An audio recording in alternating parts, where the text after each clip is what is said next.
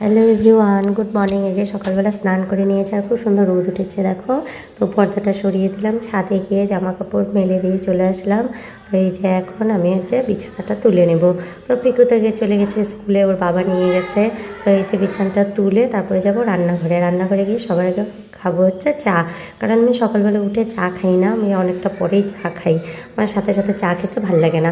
ওই জন্য এই যে বিছানা তুলে উপরটা একদম পরিষ্কার করে নিয়ে তারপরে নিচে গিয়ে চা খাবো, তারপরে রুটি বানাবো, রান্না বসাবো। তো সকালবেলা আমি লিকার চাই খাই, তো নিয়ে বসে পড়েছি লিকার চা। আর সবার চা খাওয়া হয়ে গেছে। এবারে যে এই আলুগুলোকে অনেক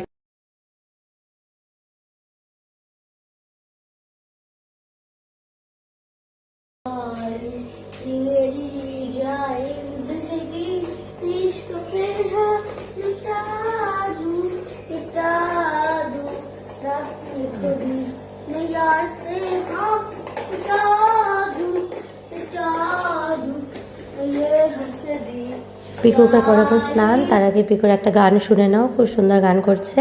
তো কেমন লাগলো গানটা কমেন্ট করে জানিও।